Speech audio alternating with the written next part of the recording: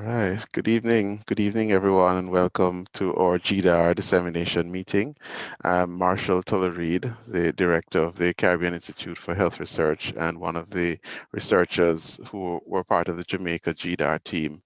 Um, we have a number of persons with us, officials from the Ministry of Youth, Education, Youth, and Information. Um, and we hope to be joined by our permanent secretary presently, but we have other members of our team. I know we have a number of principals and staff members from the schools that participated in our project, including Norman Manley High School, the Covenant of Mercy Academy, Alpha as we call it, Meadowbrook High School, Immaculate Conception High School, Wilmer's Boys School, and Mona High School. And I know we want to welcome those representatives as well on online, new way of doing things. I know we have members of the Caribbean Institute for Health Research staff, as well as those who are particularly involved in the GDAR project, which we'll be talking about today, and of course our study participants and their families who are part of what we're going to be learning about how the built environment impacts activity and eating habits. So I'm sort of getting things off the ground, and I have to do my usual welcome on behalf of the Institute. But of course, a lot of people don't know what the Caribbean Institute for Health Research is. And so I usually start my welcomes with a brief introduction of the Institute. So the Caribbean Institute for Health Research, or CARE as we call it, is a little over 21 years old. It's a center institute of the University of the West Indies, and the focus of CARE is health research. We do research in a number of areas, including sickle cell disease, in child development, in nutrition and metabolism, non-communicable diseases, and risk factors for non-communicable diseases. And of course, one of our goals is to do research which is globally relevant and innovative and addresses the needs of the Caribbean and of course the world in turn. And so it's natural that we would want to become involved in the global diabetes and activity network. That's the GDAR network that you'll be hearing about today, which is a study intending to understand how the environment around us will influence habits related to non-communicable disease risk. So when we were planning this project, we didn't know about something called COVID-19. And up to last year, we'd have been thinking around what we're going to do. When we had our first cases of the disease in Jamaica, we had just about finished the first phase of the project, which involved surveys and measurements of our students. And we're getting ready to move on to other elements of the work. That was things like looking at the built environment in and around the schools, meeting with the informal vendors that are outside the school, meeting with staff members and students to get their impressions on the things that they see around them and how they're influencing their activity and eating practices. Unfortunately, with the pandemic and the closure of schools and the absence of face-to-face classes and our inability to meet together in groups, we began to realize that some elements of the project just were not going to take place. And so CARE and the members of the GDAR team, like schools, went online. And this was a new experience for us because a lot of the information that we normally would collect face to face or by visits had to be done virtually. And I must say that I'm very pleased that our participants were able to step up to the plate and adjust a number of their programs and activities to come online with us even after a long day of online classes or parents after work to do some of these interviews and participate in the study online. So it's not often that we get a chance to feedback to those who have been part of our project what we have found, and also to get their opinion and feedback on their experience with the project or suggestions on things that we should do normally. Um, the approach that we typically have is a dissemination meeting, which we have face to face. We usually are thinking through logistics about how are the students going to get here, who is going to cater, and so on, to allow everybody to meet together at a convenient time. But I guess every cloud has a silver lining, and this is one of them because it has provided us an opportunity to share with the participants in a way that is not usually possible, this virtual means. And so we are adapting, just as many of you have, to what is happening around us. So once again, I'd like to thank those who participated in the study, or study participants, parents, members of staff. We also like to thank the Ministry of Education, Youth and Information for the support they gave us as we went to different schools to ask for their participation in this project. We hope that you'll enjoy the presentations that we have in store for you today, and that maybe in time we'll have a change in terms of who is in front of the camera now, that you will be in charge of this unit, running your own research projects and telling me what you found. And I'll be sitting on my computer, putting things in the chat and saying, why didn't you do it this way? Or you could do it better the next time around. So with those few words of welcome, I'd like to invite you now to sit with us for the next hour as we have some greetings and some of the preliminary results of the work that we have done. And then you'll also have a chance to give us your thoughts and feedbacks in the panel discussion, which will be the second half of this evening's program.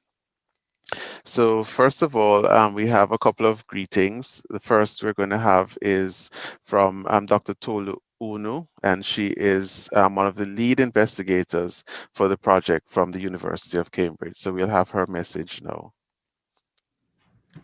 Good evening, esteemed guests of this research dissemination meeting. I'm Dr. Tallulah Oni, and I lead the Global Direction Activity Research Network, or GDAR. As a public health physician, I strongly believe that addressing the epidemic that is global of non-communicable diseases is urgent. And I've seen across the world how food and built environments shape what and how people eat and move. But addressing this will require a truly whole of society approach. And that's really the rationale behind the establishment of the GDAR network. It's been a real privilege to collaborate with our colleagues at CARE in Jamaica, as well as with researchers in South Africa, in Kenya, and in Cameroon. And we focus on identifying those levers for intervention in these food and built environments to improve the diet and physical activity of the population and to prevent these non-communicable diseases. Our research projects have been ongoing since 2017, and we focus on learning from the past through identifying existing evidence and policy gaps and priority areas, through understanding the present. And you'll hear a lot more about it at this meeting, exploring adolescent lived experiences of healthy eating and physical activity, and through co-designing future interventions with stakeholders like yourselves. One particular aspect I'm especially passionate about is the work with adolescents, because we know that intervention at this age is so critical for future adult health. And that's why I'm so pleased to see this engagement and this dissemination meeting going on between yourselves and our partners. I'm truly sorry I'm unable to join you, as I'm sure it's going to be a really productive exchange on the research progress so far, and to hear your thoughts on what more needs to be done.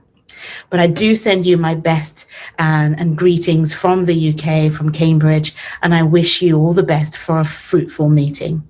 Thank you. Right. Thank you, Tolu. Okay, so we are going to go on to a series of presentations, just sharing with you some of the preliminary findings from the project that you've been a part of.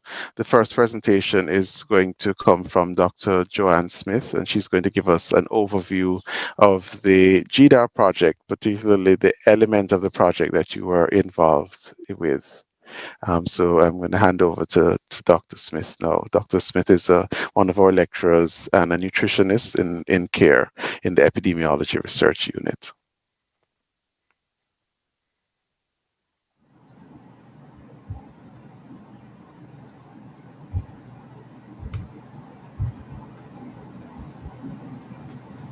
Good afternoon, ladies and gentlemen. Today I'll be speaking about the project, giving you an overview of the project, School Health Environment for Diet and Physical Activity, Engaging Adolescents as Citizen Scientists. Good afternoon, ladies and gentlemen. This evening, I'll be giving you an overview of the project titled School Health Environment for Diet and Physical Activity, Engaging Adolescents as Citizen Scientists. More than 3/4 of global deaths from non-communicable diseases occur in low and middle-income countries, and NCDs are linked to behavioral risk factors including unhealthy diets and physical inactivity, which are themselves driven by globalization and rapid urbanization. Data from the 2017 Global School Health Survey indicates that a significant proportion of Jamaican adolescents are engaging in unhealthy dietary and physical activity behaviors, and this increases the prevalence of overweight and obesity in this age group. There is, however, limited data on the impact of environmental influences on these behaviors and which environmental factors may serve as the best potential targets for intervention. To address this gap, the Global Diet and Activity Research Consortium evaluated the determinants of diet and physical activity behaviors in low and middle income country settings in the Caribbean and Africa, and Kingston, Jamaica was one of the sites. Here we have a map of the countries that were involved in the GDAR project. We have Jamaica in the Caribbean, which is the only Caribbean site. We have Cameroon, Kenya, and 2 sites in South Africa, Cape Town and Soweto. In this study, we recruited 13 to 17-year-old school attendees from these 4 countries. For the Jamaica site, we recruited students from 5 secondary schools in Kingston, 3 located in low-income communities, and 2 in high-income communities to evaluate how these settings may influence physical activity and dietary behaviors. Administrators from each school were also asked to complete an interviewer-administered questionnaire to ask about school policies on physical education and healthy eating. Approximately 50 students from each school were randomly selected.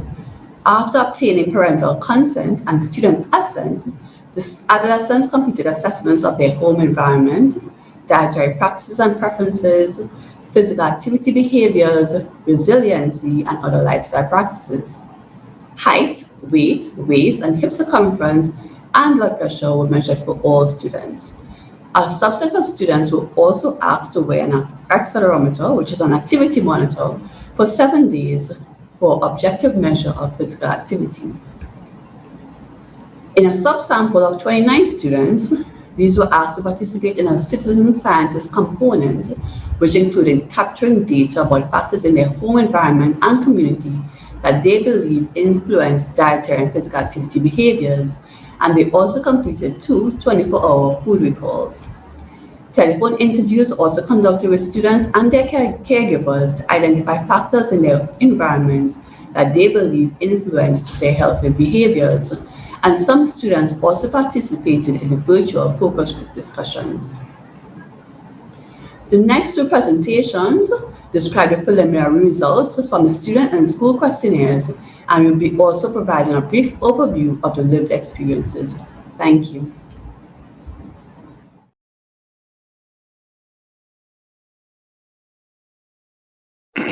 All right, thanks.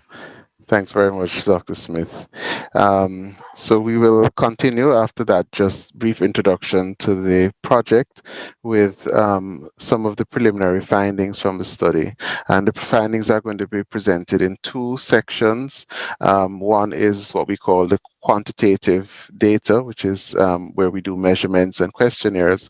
And then the other is going to be for qualitative data, which is consisting an analysis of interviews and conversations. The first presentation, or all three presentations, are going to be done by members of the full-time members of the GDAR team. The first presentation will be done by Mrs. Sarah Lou Thomas and Miss Carrie Ann Facey, and they will be talking about some of the findings from the survey portion of the project. And then this will be followed by a presentation from Mrs. Tiffany Palmer, and she will be giving us some of the preliminary findings from the qualitative work. So I'm going to hand over to them for their presentations.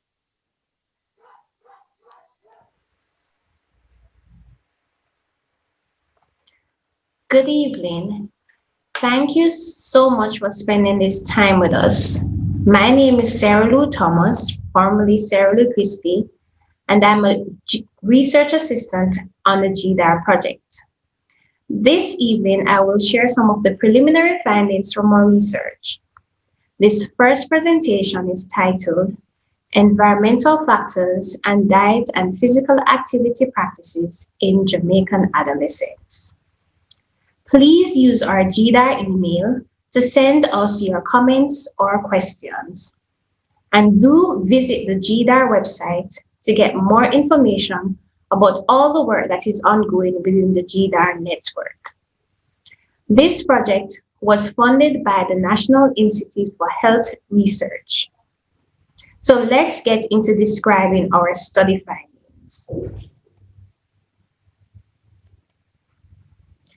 Our goal throughout this research project has been to understand the varying factors influencing physical activity habits and food choices among adolescents. We collected data for 226 student participants.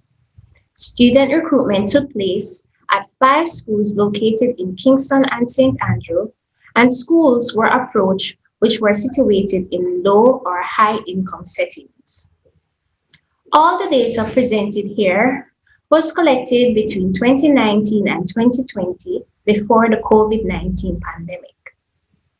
This study sample had 73% females, and we categorized students into 2 age groups, those 15 years and younger, and those 16 years and older.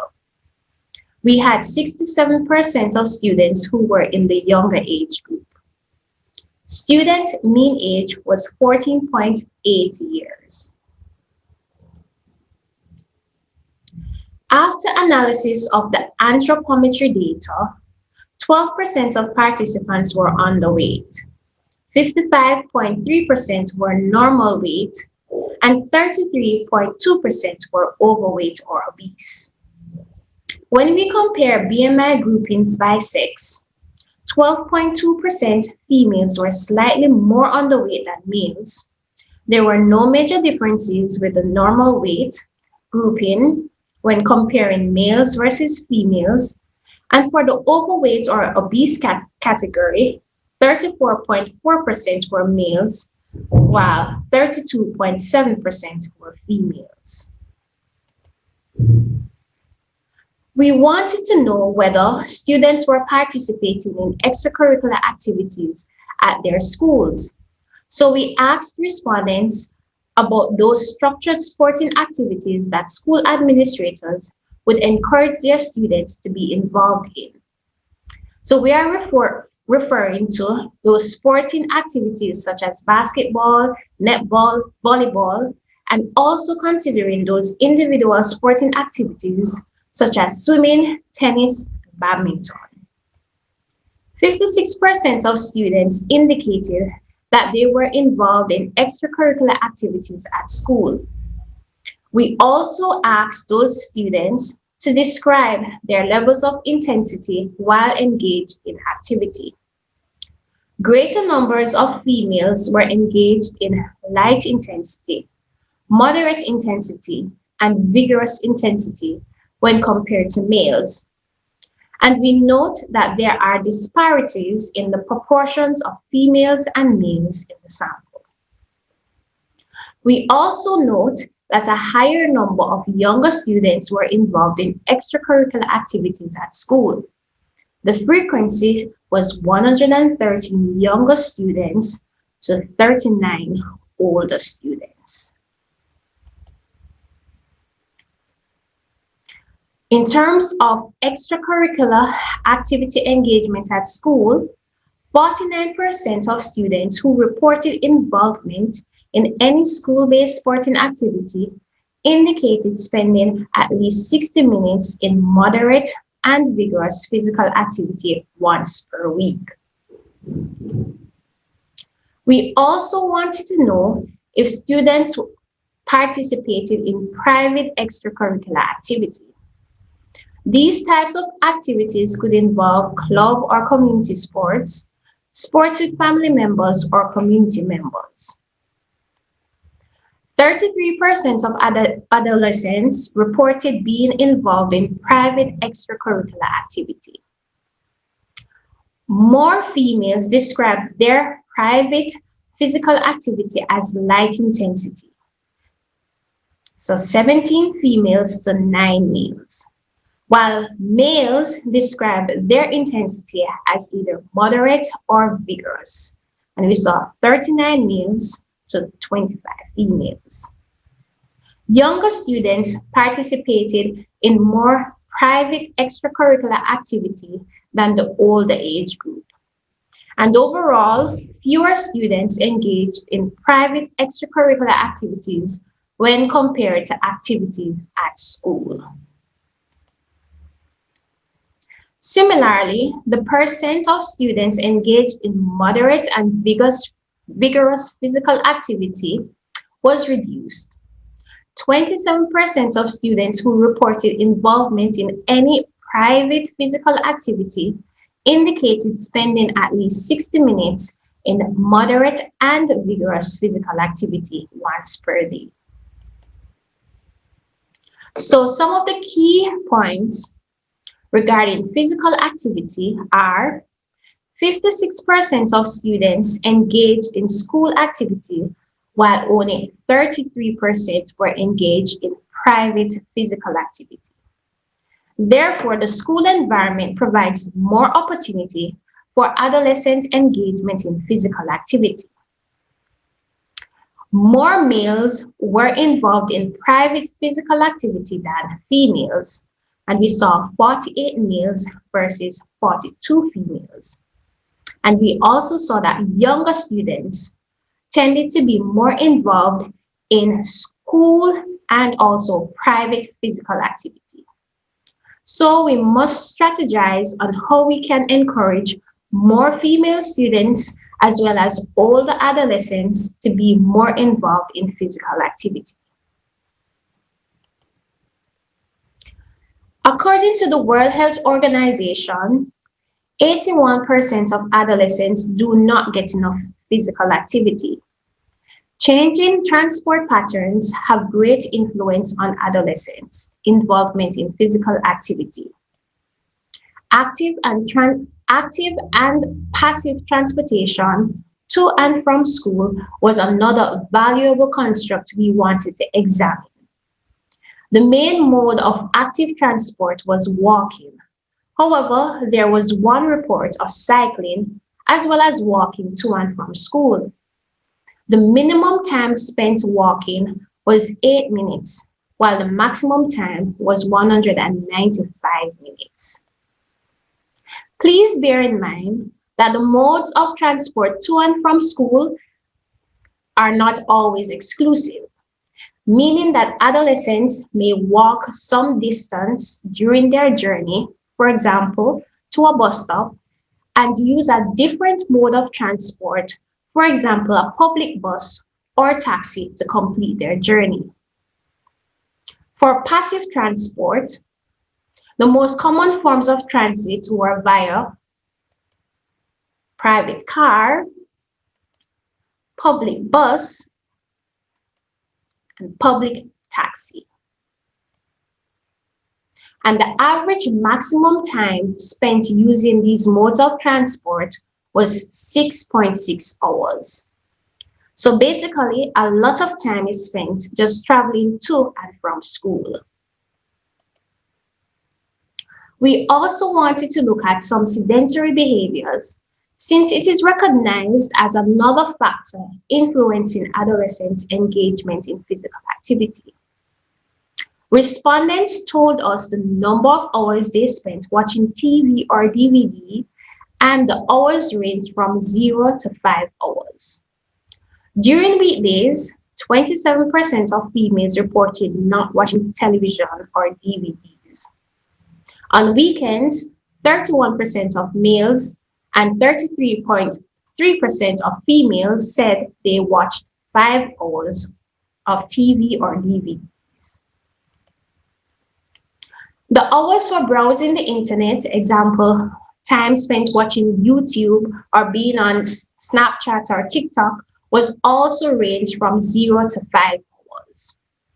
At 5 hours, males and females browse less than 40% during the week, while on weekends, these percentages rose a bit above 60%. We asked respondents to tell us about the number of hours they spent playing video games, and the hours ranged from 0 to 10 hours. What was of note from these observations was that a higher percentage of females reported 0 hours spent playing video games during the week and on weekends when compared to males. Males spent similar hours playing video games during weekdays and on weekends. So some key points as it relates to sedentary activity. Sex disparities were observed in the times spent watching television during the weekdays, as a greater percentage of females do not watch TV in that period. No noticeable sex differences were observed in the times spent on the weekend watching television. The range for times spent playing video games was wider, from 0 to 10 hours, than that for the time spent watching TV or surfing the internet, which was 0 to 5 hours. Patterns for the time spent surfing the internet were comparable for males and females. So we have talked about physical activity at school and outside of school, transportation to and from school, and student sedentary behaviors. And now we will talk a bit about adolescents' eating habits in terms of their breakfast habits, purchasing habits, and the types of food they eat. For a typical week, we wanted to know how many days participants had breakfast. We found that fewer than 50% of respondents had breakfast every day, while less than about 11% never had breakfast during weekdays. 80% of students reported that they do not purchase breakfast outside of the home. On weekends, 71% of respondents indicated having breakfast on both days, while fewer than 3% reported never having breakfast. Thus, a higher percentage of respondents reported having breakfast over the weekends than during weekdays. With breakfast being recognized as the most important meal for the day, it is important that proper emphasis is placed on providing students with nutritious meals to help them learn. We asked adolescents to tell us about the foods they ate. 29.7% of students mentioned having fruits less than once a week, while 28.3% said they consumed vegetables such as lettuce, tomatoes, and cucumbers once per week. These percentages are below the daily recommended values, which are 5 servings for fruits and 5 servings for vegetables, which amounts to about 400 grams each.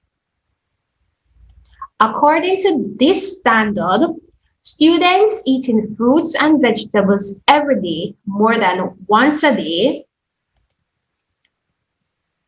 at 8.4% and 9.7% respectively were consuming the recommended daily amounts for fruits and vegetables.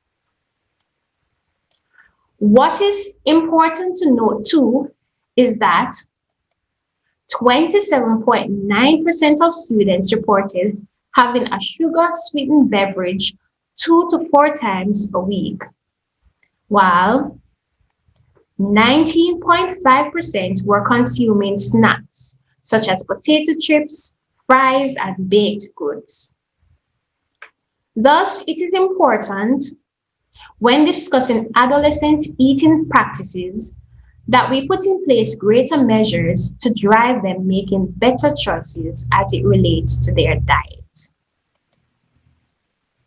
So the key points from our analysis on dietary practices are: most students do not purchase breakfast outside of the home.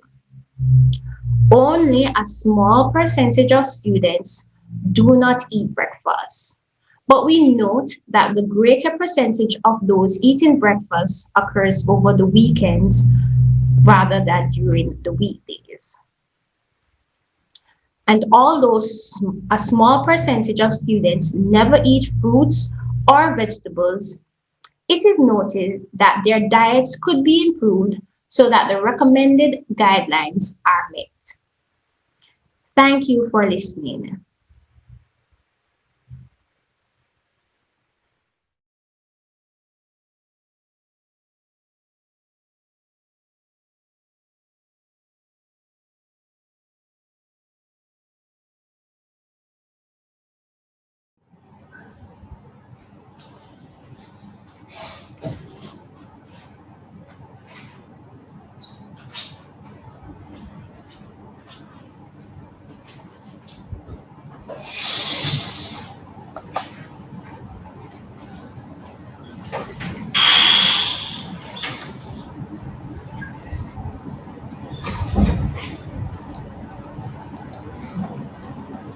Good afternoon, everyone. I am Carrie Ann Facey, and I worked as a research assistant on the GDAR project. This portion of our presentation focuses on the impact of the school environment on eating and physical activity behaviors. As my colleague mentioned earlier, the GDAR project sampled schools from low-income settings and high-income settings. The income setting represents the surrounding area that the school is in. We would like to know if there are any differences in diet and physical activity practices between those students who attend schools in low-income settings versus those who attend schools in high-income settings. For our study, we engaged 5 schools in total, 3 of which were in low-income settings.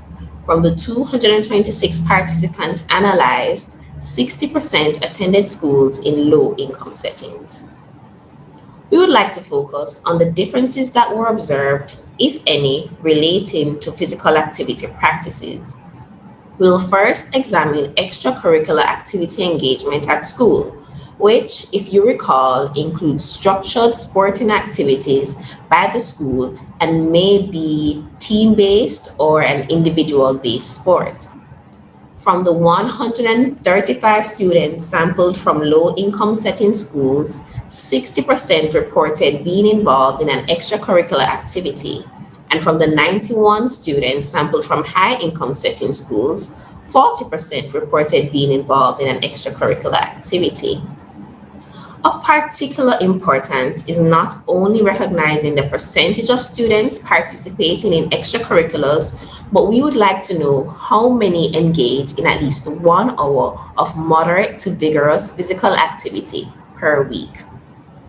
Based on recommendations, 54% of students who attend school in a low-income setting engage in at least 60 minutes of moderate to vigorous physical activity per week, and 41% of students who attend schools in high-income settings engage in at least 60 minutes of moderate to vigorous physical activity once per week. We will now look at private extracurricular activity, which was defined by my colleague as any community sport or organized sport outside of school. 37% of students from low-income setting schools reported being involved in a private extracurricular activity, and 24% of students from high-income setting schools reported being involved in a private extracurricular activity. Now, let us focus on moderate and physical activity engagement. 30% of students who attend school in a low-income setting engage in at least 60 minutes of moderate and vigorous physical activity once per week, and 22% of students who attend school in a high-income setting engage in at least 60 minutes of moderate to vigorous physical activity once per week. So let's compare. Our results show us that being involved in an extracurricular activity at school provides a greater opportunity for students to engage in at least 60 minutes of moderate and vigorous physical activity once per week. Transportation is another way to measure physical activity levels, specifically active transport.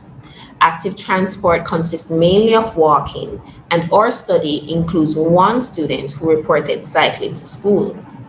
The results showed that 26% of students from low-income setting schools and 24% of students from high-income setting schools participate in some form of active transport. The results were comparable, but in the next slide, we will see that when we break down the active transport category in time spent, we will see noticeable differences between income settings. Of note here, the column percentages in this table do not sum to 100% because many students participated in both forms of transport, as my colleague explained earlier. And I repeat, these forms of transport are not mutually exclusive. Let us now break down the time spent in active transport. From the graph, we see that the students from high-income setting schools that utilize active transport, 64% of them spent 30 minutes or less walking to or from school. Another noticeable observation is that only students from low-income setting schools indicated spending more than 60 minutes in active transport. We have just examined the differences in extracurricular engagement, moderate and vigorous physical activity engagement, and active transport between schools in low-income and high-income settings. Let us now discuss if there are any noticeable differences in dietary practices between the two groups. First, we will look at students' breakfast consumption habits during the weekdays. Breakfast is widely known as the most important meal for the day. A 2013 study found that consumption of breakfast in adolescents was positively associated with school performance and cognitive function. Our results show that in both high and low income settings, more than 60% of students consumed breakfast at least 3 to 5 days out of the week. We'll now look at breakfast purchasing habits. This is how many students purchase breakfast instead of eating it at home. From our table, we see that 85% of students that attend schools in a high-income setting and 76% of students that attend schools in a low-income setting do not purchase breakfast, which means they have breakfast at home. We realize that most students are getting their breakfast in the home. So if there is a problem with nutrition and students' diet, maybe we need to look in the home. Now, let us focus on food frequencies, which is looking at how often various foods are consumed. This table shows us fruit frequencies, and it is recommended that at least 5 to 7 servings of fruits and vegetables are consumed per day. Our results show us that 12% of students from low-income setting schools and 3% of students from high-income setting schools are meeting these requirements. The same applies to vegetable frequencies. We observed that 9% of students from low-income setting schools and 11% of students from high-income setting schools are meeting their daily requirements. Bringing our focus to sugar-sweetened beverages, which includes our sodas, syrup mixes, etc., it is said that the less sugar-sweetened beverages consumed, the better. 24% of students from low-income school settings and 12% of students from high-income setting schools are overindulging daily in sugar-sweetened beverages. Snack items are defined as baked goods, your chips, and your French fries. And now, and we know that the less greasy or fatty snacks consumed, the better. 24% of students from low-income setting schools and 9% of students from high-income setting schools are consuming these unhealthy snacks on a regular basis. We have now come to the end of our presentation. Here are our key points as it relates to diet and physical activity practices in Jamaican adolescents. As it relates to diet, first, we noticed that fruits and vegetables were consumed less frequently by the majority of students, and snacks and sugar-sweetened beverages were consumed at higher rates. We also noted that the school income setting had no noticeable impact on participants meeting fruit and vegetable guidelines. We did notice that the snacks and sugar-sweetened beverages were consumed by a greater percentage of students from the low-income setting schools compared to the high-income setting schools. Our summary points as it relates to physical activity are that females participated less in physical activity than males, but spent equally as much time in sedentary activities. There also appeared to be no real difference with the school income setting and involvement in physical activity. And finally, although comparable students from both settings engage in active transportation, we did note that students from low-income setting schools spent more time engaged in walking. Thank you.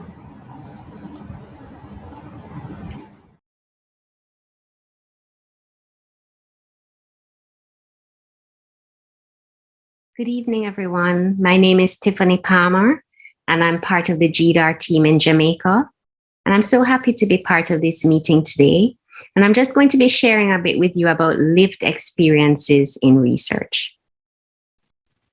So lived experiences are the perspectives and perceptions of those persons who have experienced something that we are trying to learn more about or to understand better.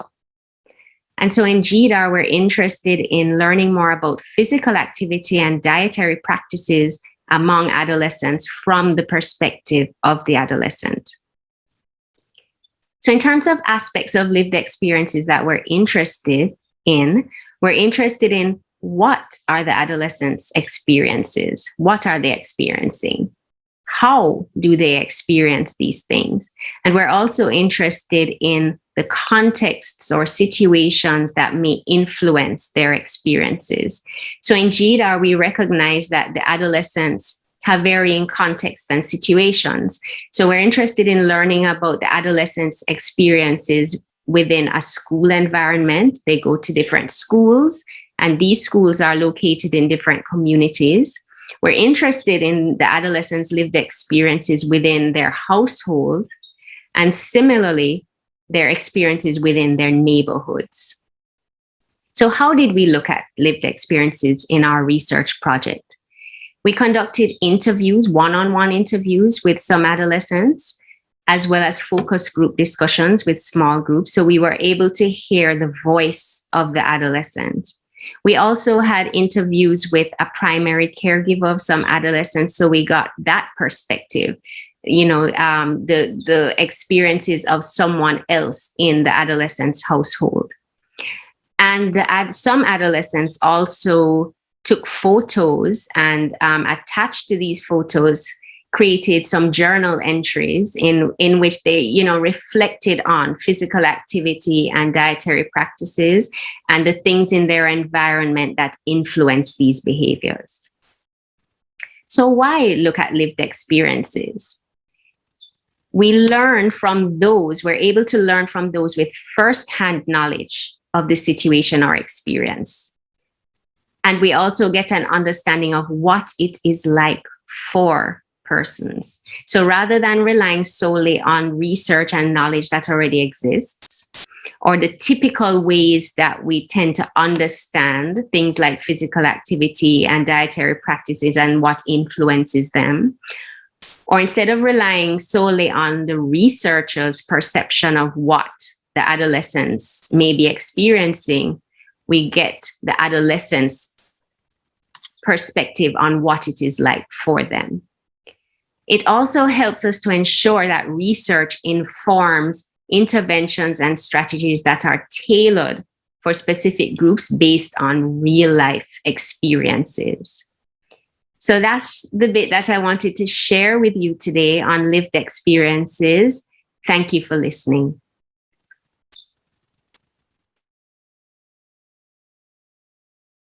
All right. So we thank our presenters for giving us some of the preliminary findings from the study. As mentioned, that this is part of an international study, and the data from Jamaica will be combined with information from other students in other parts of the world.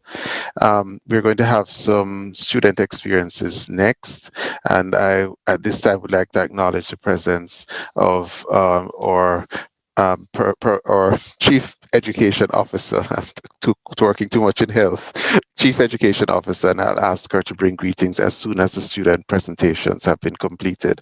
So we have two presentations from participants in the study, Miss Lyndon Carter and Mr. Ronaldo Logan, and we'll hear about their experiences with the study and any recommendations that they have for us based on their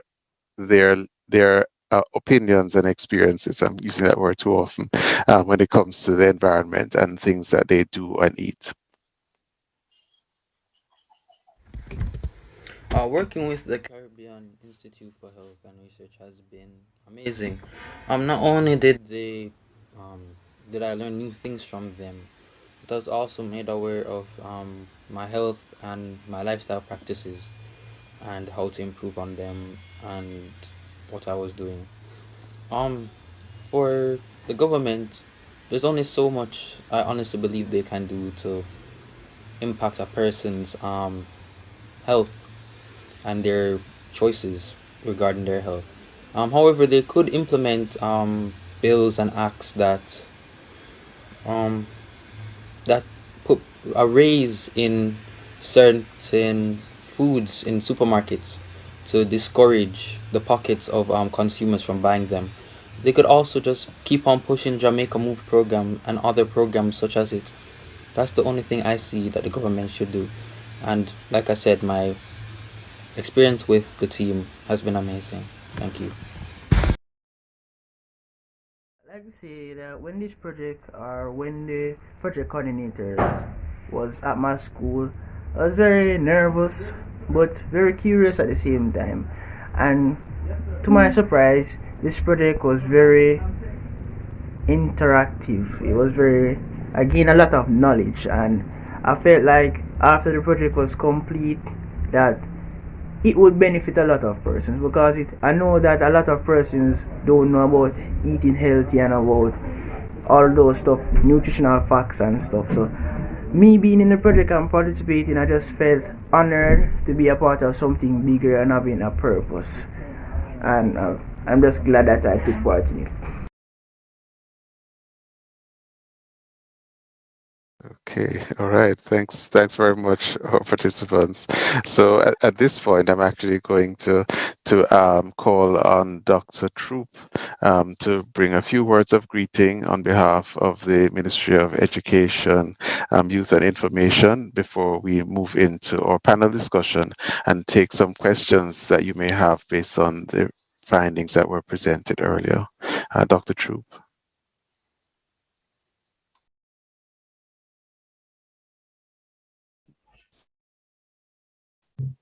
Good evening, Professor Tola and your team members. Are you hearing me? Yes, we're hearing you fine. Thanks for It is joining my us. pleasure to be here this evening after a long day just to listen to the team. I've actually said to myself, I have to sit in. I know my team member is here, Elton, and he would not have abandoned you. But I figured that I needed to hear for myself the kind of findings coming out of this research because I anticipated that it would have implications for our decision making and program support going forward. And I am not surprised. I'm very impressed with the quality of the information that I've heard thus far in terms of the findings and the details of the analysis. You know, I am very, very happy for the interest in the area.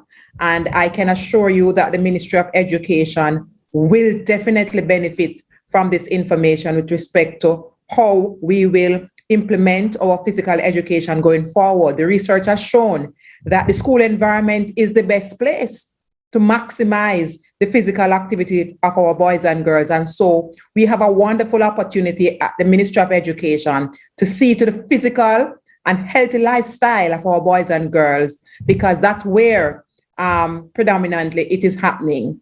I also picked up from the research that more of our boys and girls are eating at home. Whilst that is excellent for us because we don't know what is on the street and the options available external to the home, it also now tells us that we have to now provide further guidance in the home as to the healthy preparation of meals for our boys and girls. And also in terms of the portion that is appropriate for their developmental needs, how we guide our parents in ensuring that that is applied at home, and how we use that information at the school level to ensure that the meals that are prepared, the options for our boys and girls are equally healthy to support their development. So I'm really, really happy. You know, I was surprised by the findings that students on the low economic strata were outperforming those in the upper strata in terms of their involvement. And that's a good thing. But it also says that the more affluent somewhat you are, the less of an activity you're engaging, or probably they are more engaged in sedentary lifestyle with the gaming and so forth. So it is telling me that we also have work to do in those schools that are in high income areas with respect to their lifestyle choices, their resources that they may have at home, and how that is impacting their activity level, their daily activity level. So a lot of things coming out of the research, a lot of thoughts coming out of the research. I'm really looking forward to the actual formal submission of the data and to see how we can impact and improve our education system, which is the only social structure in our country that will touch majority of our students. And so once we get this kind of information, it presents the opportunity for us to do better as an education sector with respect to the development of our boys and girls. So thank you very much for the interest. Thank you very much for the invitation to showcase the data thus far. And we're looking forward to making use of this information for the benefit of our education sector and Jamaica, land we love. I thank you. Thank you very much, Dr. Troop. Thanks for joining us. So at this point, we're going to hand over to Dr. Ishta Govaya. She is going to lead the panel discussion. Dr. Govaya is a senior lecturer in the Epidemiology Research Unit here at CARE, and she's also a psychologist. And she has online a couple of members of the Ministry of Health team. Mr. Johnson, I can see, is here. Okay, and I see, I saw Mrs. Wainwright earlier. But I know that she will identify the other members of the team who are available and will be taking part in the panel discussion. So, Dr. Gavaya, without further ado, I'm going to hand over to you. And I think you'll be taking the questions from the chat, which have come up during the course of the presentation as well. And that will give us an opportunity to talk some more. Thanks, Professor Reed, and thank you to all who have been listening and all who've been participating and paying attention to this really important discussion about our teenagers, our adolescents, and their health and well-being. As Professor Reed mentioned, my interest is in mind and body health. And this Global Diet and Activity Research Network project, all of the work that we've been doing has provided us with such rich information about the agency of adolescents in determining their own health and well-being. So I'm really excited to have this initial conversation, to lead this conversation with our representative from the Ministry of Education, Mr. Elton Johnson, and invite him to turn his video on and to greet everyone as well. Hi, Mr. Johnson. Good evening, everyone. Good evening. Do we know if we have Miss Rainwright on? Because I'm not seeing her on at this point in time. And if not, Dr. Troop, would it be possible for you to join us for this conversation as well?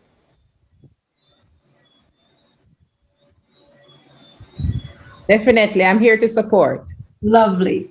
All right. So we've just heard from Dr. Troop in terms of some initial responses and reactions to the findings from this study thus far. Mr. Johnson, can you share with us what some of your initial thoughts and reactions are? Okay, let me just say that, congratulate the GDAR group for such a timely research project. And the findings are very telling. I know that these things are out there, but we couldn't put a number to it. So we welcome any sort of research like this, within our school. Let me just quickly hasten to say that the Ministry of Health, in recognizing that we're having non-communicable diseases in our adults, and it is showing up now in adolescents, and prevalently so, we have collaborated with them on a project called the Jamaican Moves in School program. And under that program, we have 3 pillars, right? Healthy eating, physical activity, and health checks. So we have started the program with 200 schools, with a mixture of different types of schools, from low income to high, rural, urban. And so we have started a program in terms of guiding the system with the healthy eating, the health checks, and the physical activity. However, we have extended it to other schools, but in terms of monitoring and evaluation, we have 200 schools on the pilot project. But since the onset of COVID, we did not get to do a lot of work in terms of physical work within the school itself. And so we have done a number of things online per se. As a matter of fact, let me just tell you that coming out of that initiative, we have what is called a National School Moves Day, which will be commemorated on the 23rd of April. And this is to bring awareness to physical activity. Another thing that we have done is to, as a policy decision between the Ministry of Health and Education, is to have mandatory physical education and also to institute a 1 hour of physical activity right across the system, meaning right across grade levels. 1 hour of physical activity per day and 3 5-minute break each day. So once the teacher is breaking the class, wherever they want to do it, there's a 3 5-minute break of physical activity that should be done within the school. Those all sound really exciting, and it seems that it's tomorrow. That's this National School Moves Day. That's very, very exciting. You mentioned collaborations, including collaborations that are cross-ministerial. Yes. I'm also aware that the Ministry of Education, that you have multiple partnerships with third sector organizations, as well as development agencies like UNICEF. And you all have been doing incredible work already when it comes to diet and physical activity, and really thinking in a comprehensive way about how to transform the policies that are really in place to help with students and their diet and physical activity. Can you share with us about some of these exciting initiatives in terms of your partnerships and what you think are the possibilities for working with academic institutions like ours in terms of moving forward this agenda? Yes, so as was mentioned earlier, that any assistance that we can get at the Ministry of Education is welcome, because the need is so great that no one organization or institution can actually tackle this and gain 100% of what we want.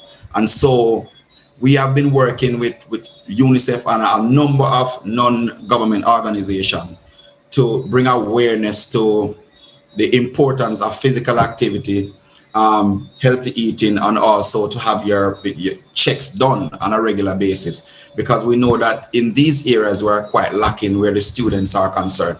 Yes, when they are maybe enrolling for the first term, which is September, normally they would do a medical, but we want to bring it even more comprehensive of a medical, so we know what is happening with our students.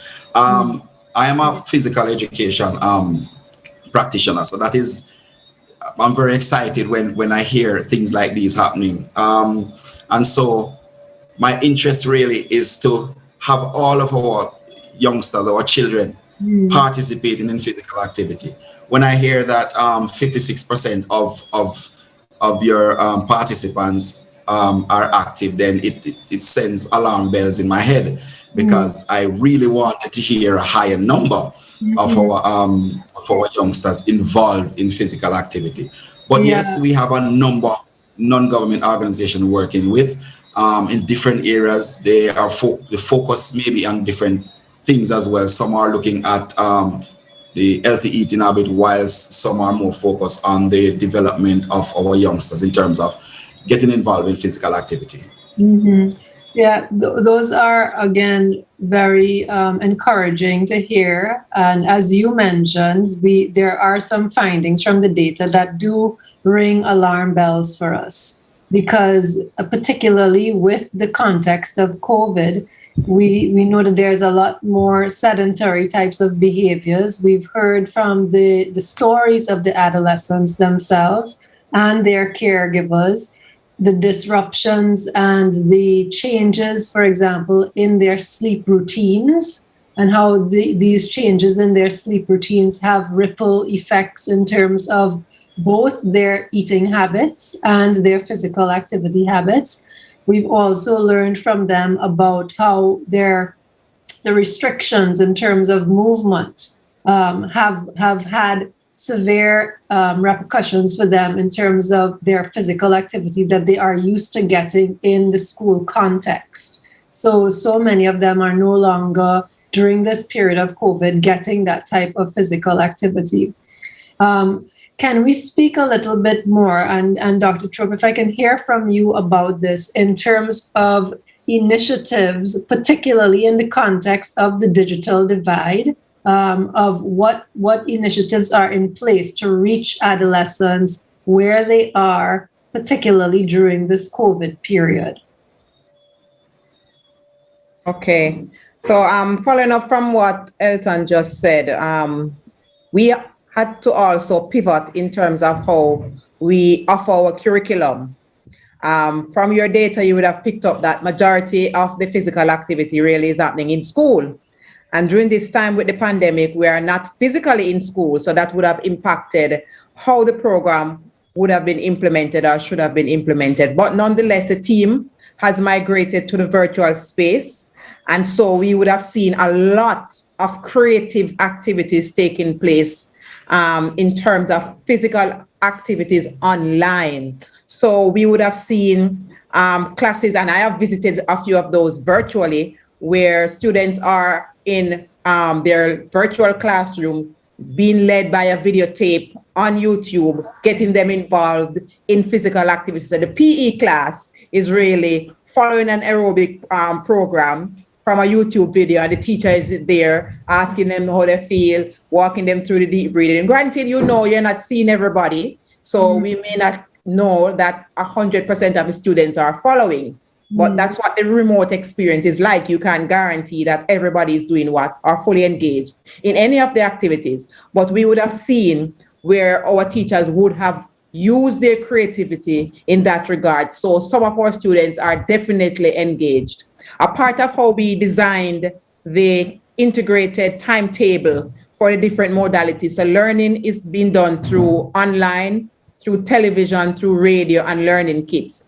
We developed a timetable that facilitated a mixed modality, and in that we asked for breaks. So no student should be sitting for an extended period of time. Granted, I can't tell you that all the schools would have observed it, but our mantra and what we promoted is that there should be limited time at the computer. Students should move to get to the television set and work again and move back.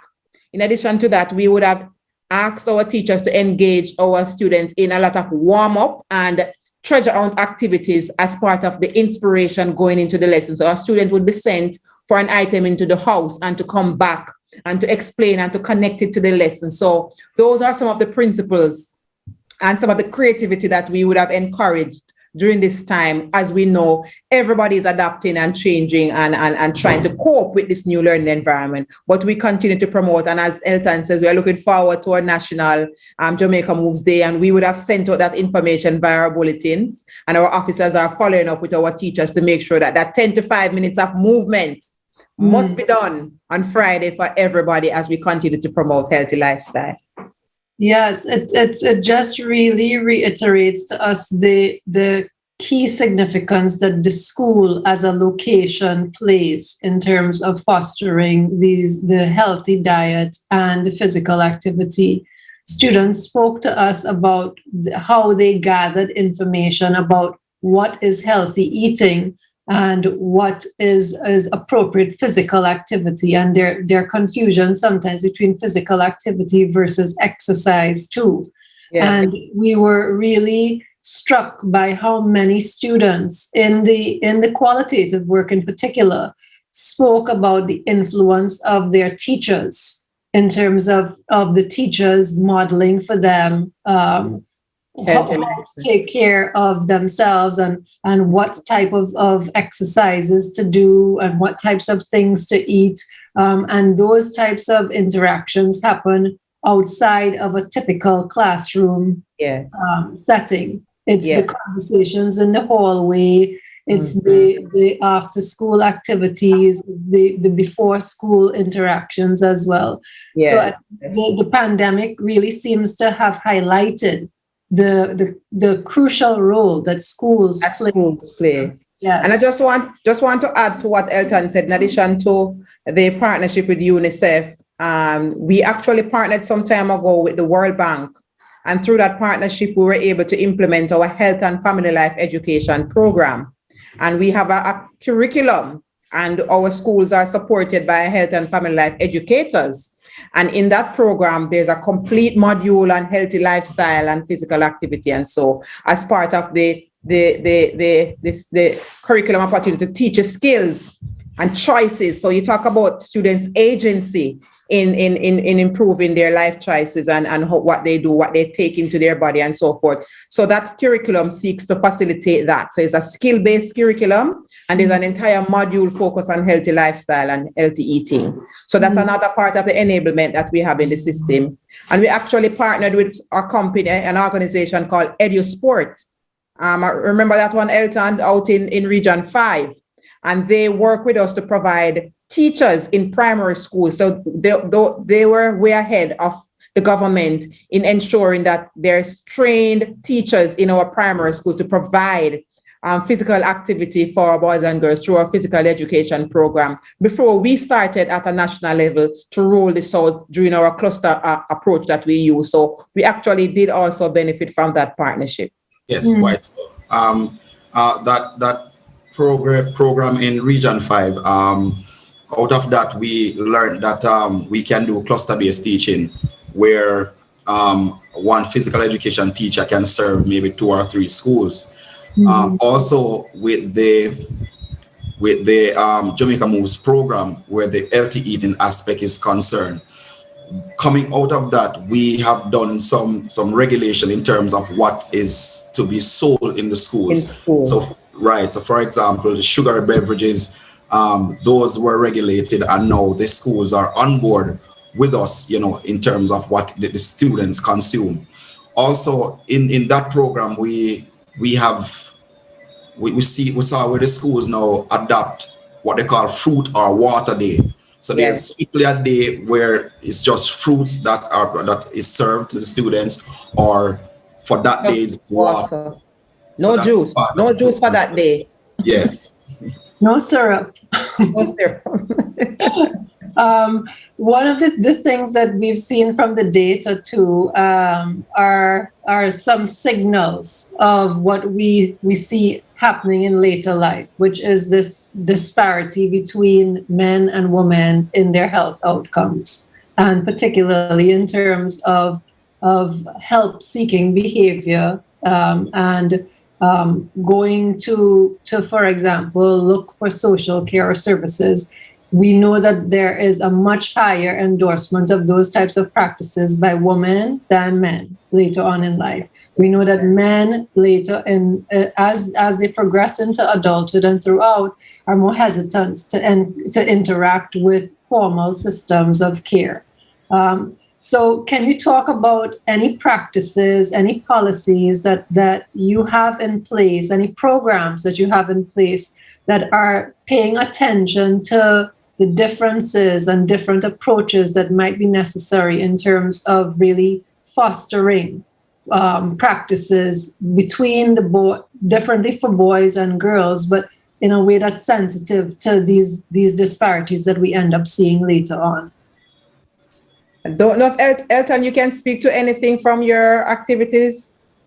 Well, I know that the L-check aspect of the program, the Jamaica Moves program, deals with sensitizing students, and what we're trying to inculcate is what we call a 21st century learner, where they are now experiencing these kind of things, and they will now practice it throughout their lifetime. So that's the intention of the program.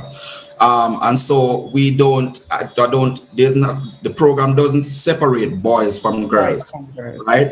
But the aim is to sensitize students so that even beyond high school, they can continue to participate, they can continue to eat healthy, and also to do their regular health checks. And that in turn, when they are in adulthood, they would know, continue these practices.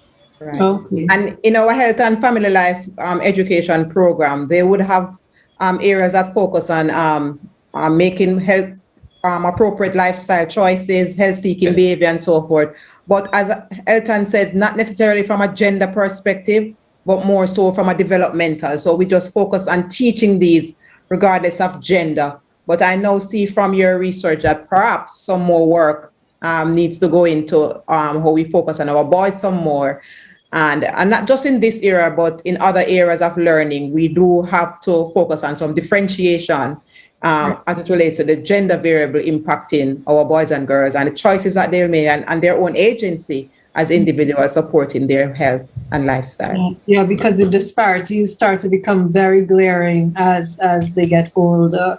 This project really focused on urban health and urban contexts. And I'm interested to hear about if there are specific programs and policies that you have in place that are paying special attention to schools in rural communities where diet and physical activity are concerned.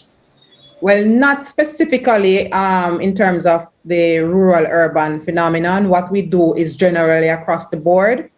but we have a policy in our education model for differentiated funding. So if a school has a particular program that they may need additional resources for, they can always request same from the ministry. So for example, if it is that for water day, the students don't like to buy water, so they may have to sell that at a heavily reduced cost to build that habit. A principal may say we need additional funding, so we can provide the water at a reduced cost or the long-term benefit. For example, if we're going to do fruit day, these things cost more money for preparation of meals to increase the vegetable and fruits in the meal, and so we will need additional resources. If, for example, for those on our PATH program, who we provide lunches for on a daily basis, the amount that we give may not be adequate to give the balanced diet that they require. They will now request additional support to make sure that that can be provided. So that is how they are supported from a policy and central ministry perspective. But we facilitate the creativity on the ground. Our schools are able to creatively design programs and initiative to support their context, because it's very varied in our Jamaican context. In Kingston, in rural and in deep rural, the contexts vary. So those kind of things are supported. The breakfast program that we provide, those are given to those that are deep rural areas and need additional support based on their parent situation. And so that's the kind of differentiated support that will go across the system with respect to the needs and context of our schools. Okay. You heard from Lydon and Ronaldo, those voices of the adolescents who were participating in the project. And I'm sure you were as struck by them as I was in terms of their excitement and their enthusiasm for being involved in this kind of work. And the whole purpose of this, what we call a citizen scientist type of approach, is that they drive the research. They help inform the project. So it's not adults speaking to them, at them, and telling them what they need. So I'm curious about whether anything like this type of citizen scientist type of initiative might be something that you could see partnering with entities like CARE, for example, to figure out how to implement and what elements of the program in terms of feeding in the data, for example, that we have might be useful to help empower these adolescents and help them be ambassadors and leaders in their own school context. Well, I was very fascinated by the fact that they were involved at that level and the fact that they were here sharing their experience. And as you know, peer-to-peer education is one of the best approaches that you can take into the education system. The peer influence is strong. And when you can have young boys, young girls being ambassador for these kind of principles, I think you have a stronger chance of permeating the system and creating that culture shift and paradigm shift that you require. And they have that ability to, expedite, to encourage, to support. And so I'm really, really impressed, and I really want to commend the team for that kind of inclusion. It's almost like you have the voice of the targeted audience leading the initiative. And that's what it should be. Sometimes we take ourselves away as adults and thinking for the teenagers, thinking for the children, rather than being led by their ideas, their perspectives, their thoughts, their outlooks.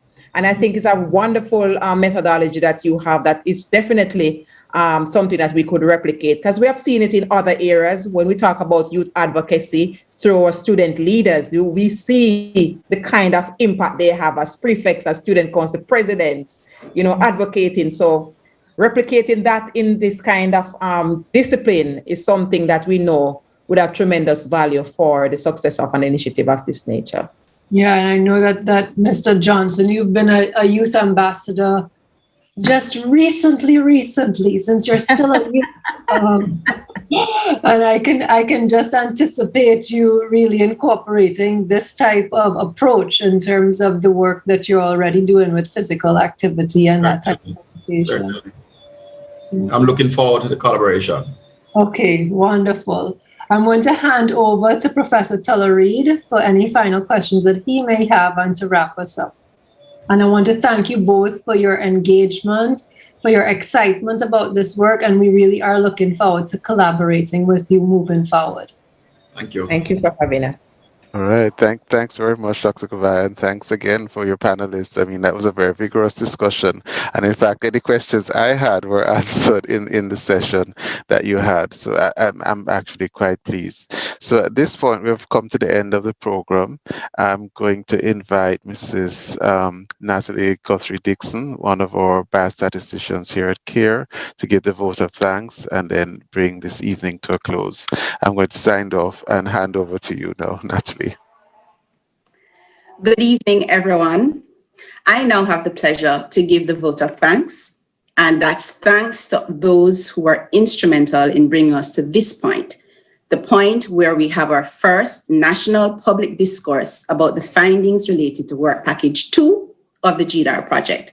And that is concerned with the environmental and socioeconomic factors which impact diet and physical activity behaviors in our Jamaican adolescents.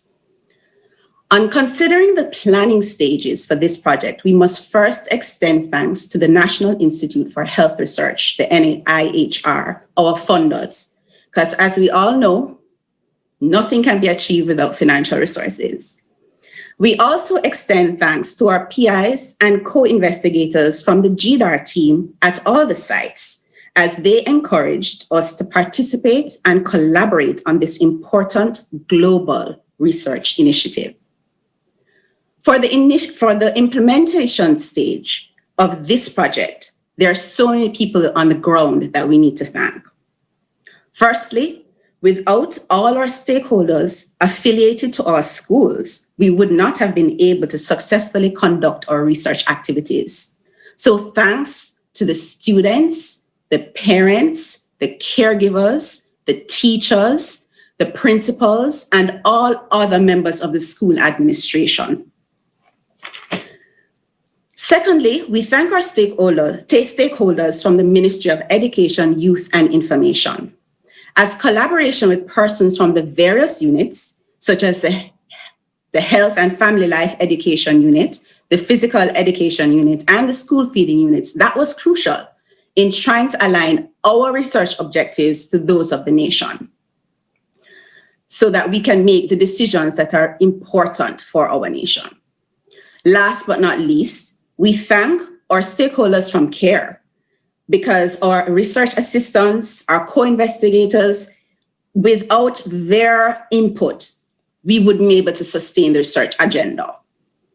With regards to today's dissemination presentation, we must thank all of the persons who have presented today, including Dr. Oni, Dr. Smith, Mrs. Thomas, Ms. Facey, Mrs. Palmer, our student presenters, Mr. Carter and Mr. Logan, and Dr. Govile, who led a very, very interesting panel discussion with our Dr. Kassan Troop, who gave us wonderful welcome from the ministry, and Mr. Johnson, very engaging. We also thank the members from FMS, our technical support team, because I have seen no hitches, and I am so, so grateful for the team. And lastly, we thank you, our audience, the persons who are interested in this research initiative. Thank you for engaging us. Thank you for listening. Thank you for giving your ideas. It was truly very, very informative and engaging. We hope you take care in this environment, COVID environment. Do your little exercise in front of the computer if you need to do as we go forward. Thank you. All right. Thank you. Thank you very much. And with that, those parting words, we wish you all a good night and look forward to our next meeting and discussion. Thanks so much, everyone. Bye.